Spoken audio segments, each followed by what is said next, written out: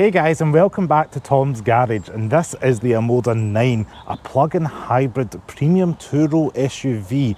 You may be unfamiliar with the OMODA brand. They are relatively new in the UK, however they are a Chinese brand and a division of Chery. And in this video I'm going to give you a walk around tour of the car, show you what it's like in the interior, and then take it out for the road for a test drive. So let's start out with the front. Now we do have a quite premium looking key with the black and chrome theme, very in keeping with the car. When I unlock the car, we do have a full daytime running light bar, which is going to do its little dance. It does have a horizontal and vertical aspect to it, and I like how when you unlock it and lock it, it kind of wants to like meet in the middle. It reminds me of like the kit car from the 80s, doing that Night Rider vehicle. We do have OMODA spelled out across the centre of the grille here. Speaking of the grille, we do have this rhombus shape, echoing what we've seen on the OMODA 5, which I haven't driven yet, but I will overlay an image. We also have your radar cruise control down here, and a little bit of kind of like anthracite grey down just to break up the black bumper. Now the colour options in this car, there aren't too many. There's two grey, the white which is free, and this Onx Blanc, which is about £700 option. Now the vertical daytime run light here, this little strip here reminds me of what you see maybe in like a Cadillac Lyriq or something like that, one of the electric Cadillacs. But overall the car looks quite handsome, and it may not look like bold or striking, but it's definitely not offensive. I quite like the look of it, it looks like its own thing. Go ahead and lift up the bonnet. We do have gas struts, which is nice to see, quite a premium, as well as a bit of sound deadening material. Underneath is where you're going to see the 1.5 litre 4-cylinder petrol, as well as some electric gubbins like the motor. So this car produces 443 brake horsepower, and you're going to get 0 to 60 in under 5 seconds with this drivetrain. It is all-wheel drive as well.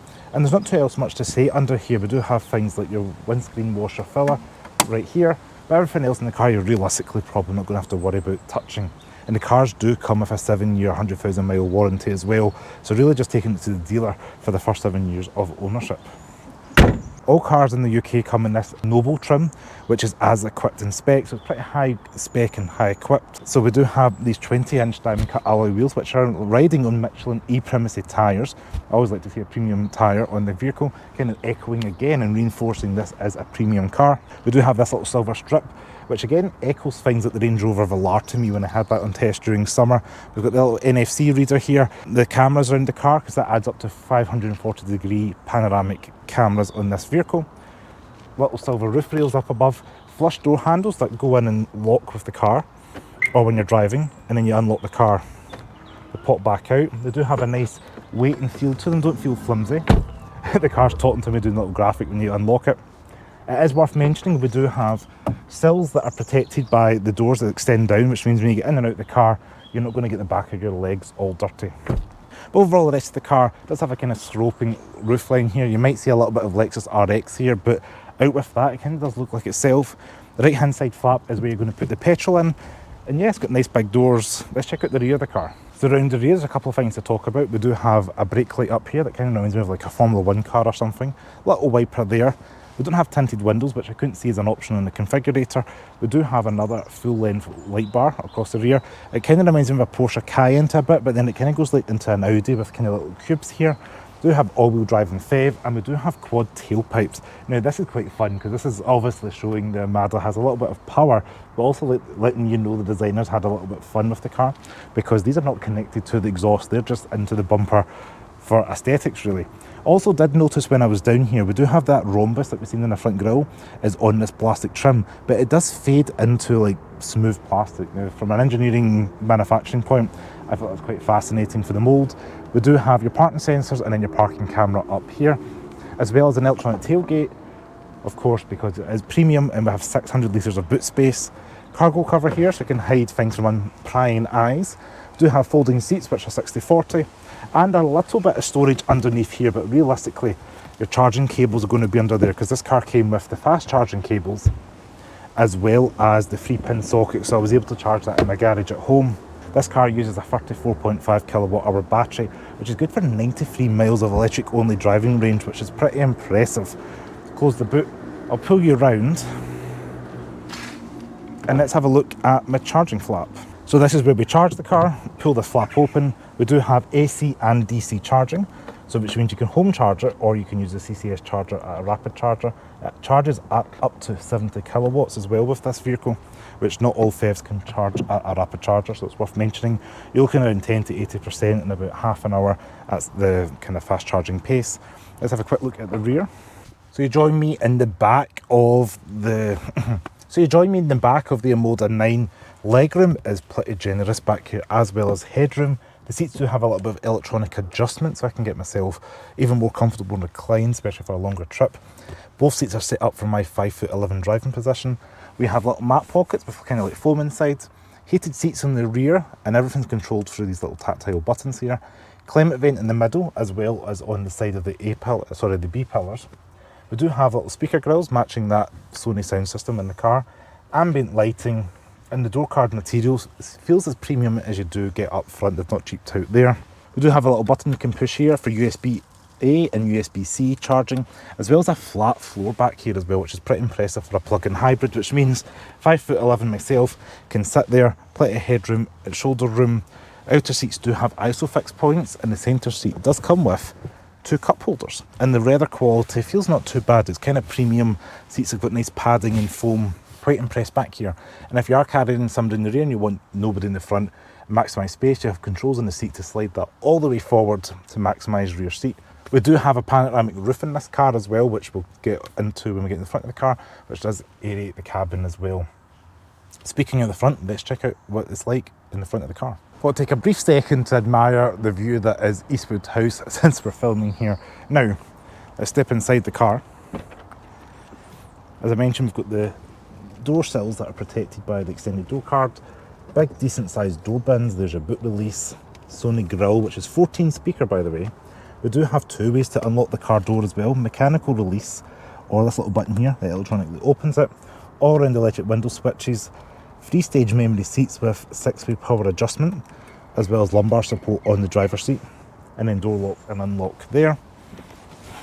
Put yourself into the cabin. There's no like start stop button to push. You literally put your seatbelt on like so, which is so glamorous with the GoPro on, foot in the brake, and the car is pretty much ready to drive. It just gets yourself all sorted. Going to open up that panoramic roof because like a little bit of the light inside the cabin. Material quality feels pretty decent and solid and premium feeling. I like the blacks and the chromes.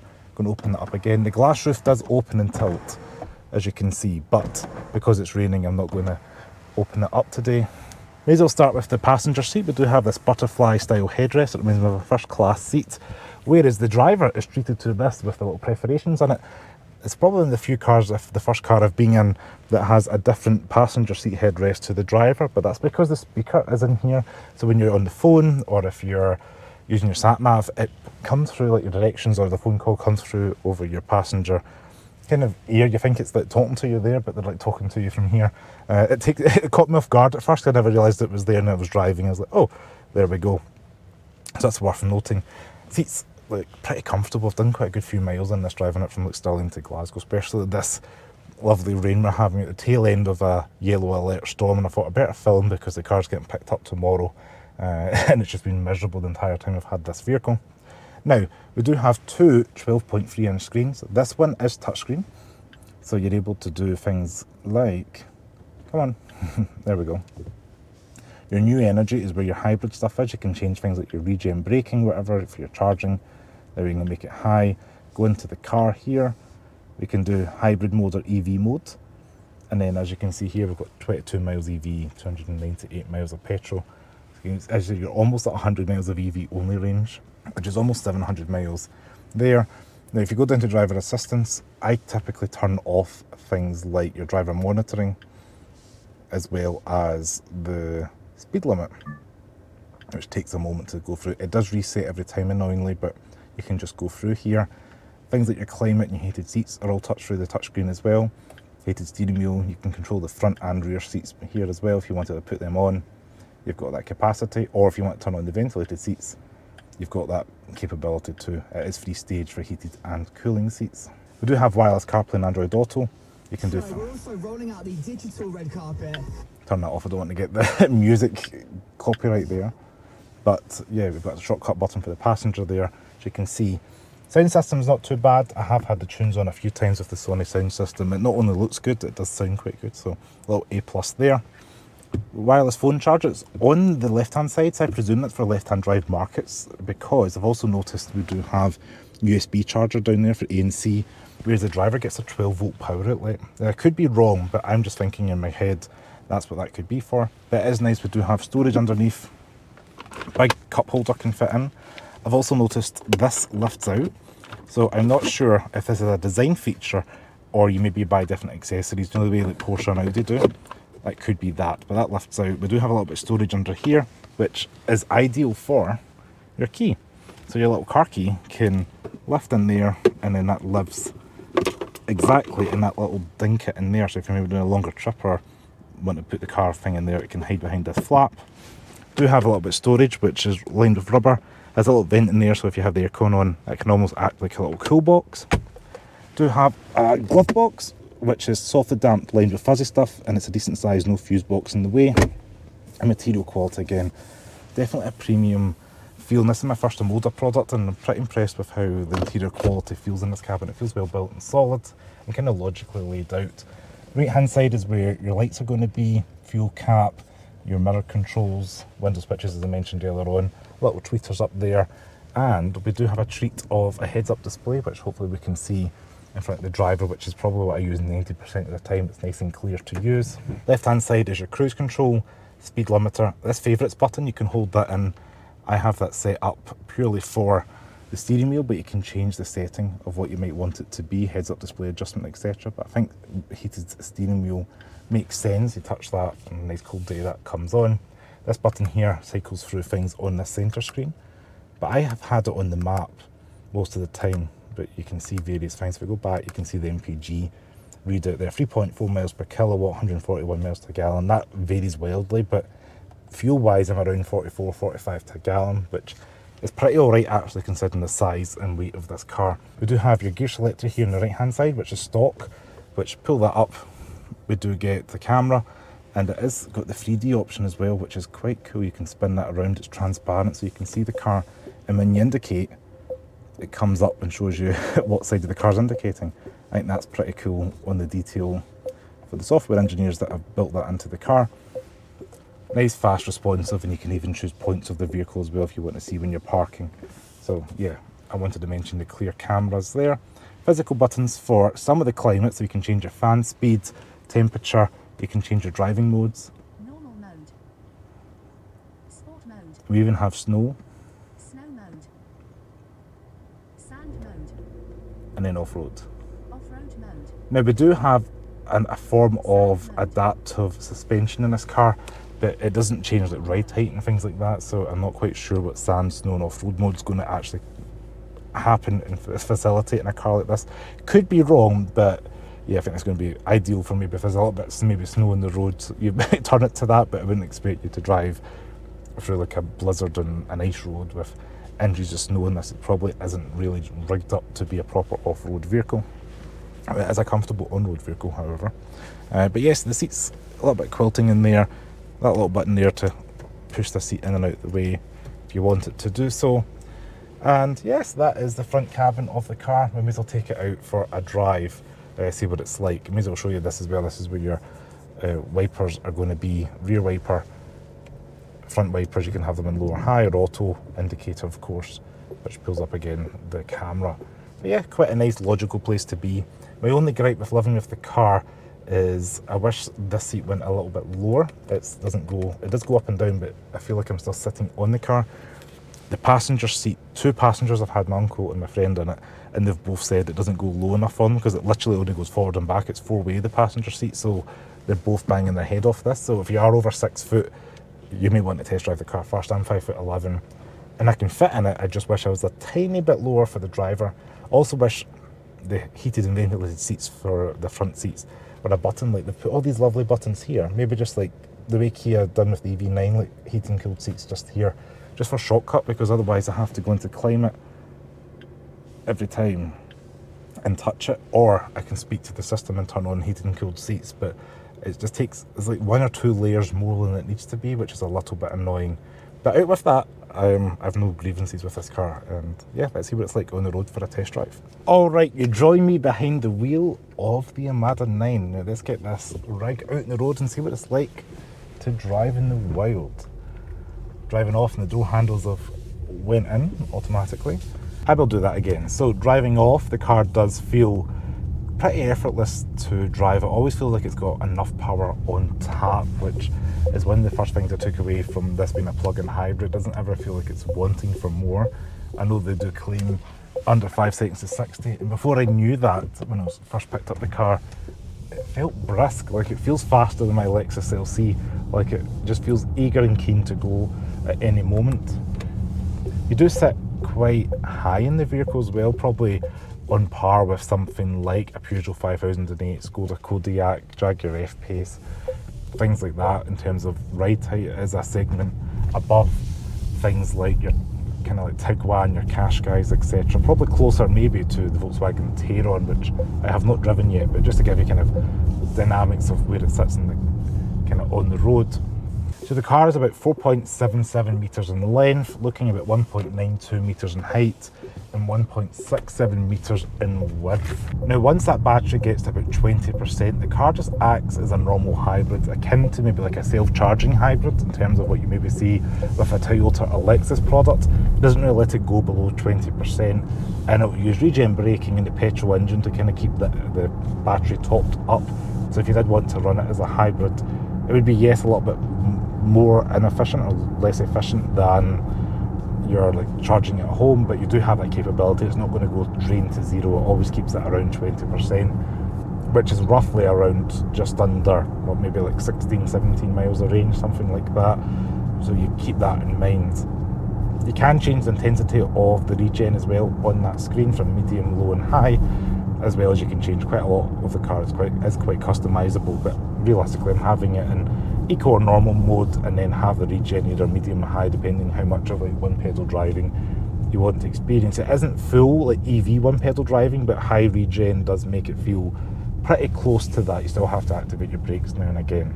Now we do have adaptive dampers in the vehicle as well, so if you do have it in like sports mode, it does firm things up a little bit, but this is a luxury car through and through, and it's designed and makes you feel like it just wants to take any pains of driving in that out of your kind of life. So from the easy comfort access, getting in and out, just getting in the car without a key, like to push a button or something like that, or turn a key, you just get in and out and you're good to go.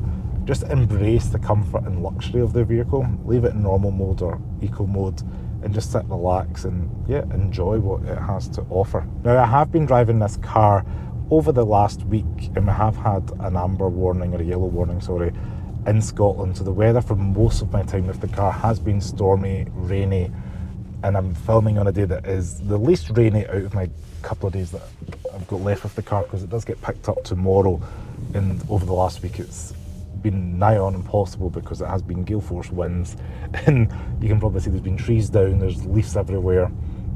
But I mention this because the car does have acoustic glass, got double glazing up front, and when I drove from Stirling to Glasgow, the car, you never really was aware of like what was going on. I could see all the leaves blowing and gustling around outside, but I couldn't feel the car jostling left to right or anything. It felt quite planted and secure, and the wind noise, considering it was high extreme cases, was pretty minimum, so I'm quite impressed with that. Now I will mention the roads have been very greasy, wet, loads of leaves, and quite a few times moving away from nothing, like a give way or whatever, or a roundabout, putting the foot down, the wheels have spun, and I think that is just because this car puts down so much power and it's less than adequate road conditions.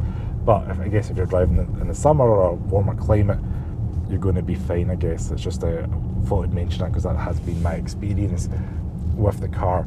A couple of times it's felt, you feel like you're not revving the car out, but you're just moving off from like 0 to 15 or 0 to 20, and the wheels have spun out, but it's not the worst thing in the world. But in conclusion, the OMODA 9 is a great value plug-in hybrid with a comfortable ride, high equipment levels, and has quite a handsome styling. I'm quite fond of how the way it looks. I do wish that the passenger seat would lower and there was a shortcut keys for the heated and cooled seats in the car. Probably my only two things I would feedback and change for the cabin. I quite like the way everything else feels. It feels like a solid, well-built cabin, and you can't really fault the price. Starting under £45,000 in the UK with a 7-year warranty. It's a plug-in hybrid with incredible range, incredible power, and a good warranty. So even if you were a bit unsure about the brand, a 7-year warranty on the car, 100,000 miles, or 8-year warranty on the battery, it should give you that peace of mind for living with the vehicle. But yes, I just want to say a special thanks to OMODA UK for loaning me this car. If you like this video, please give me a thumbs up, subscribe to the channel below. Make sure to check out my other videos and comment your thoughts on the OMODA 9 below. Could you see this plug-in hybrid on your driveway? I'll see you next video. Ciao!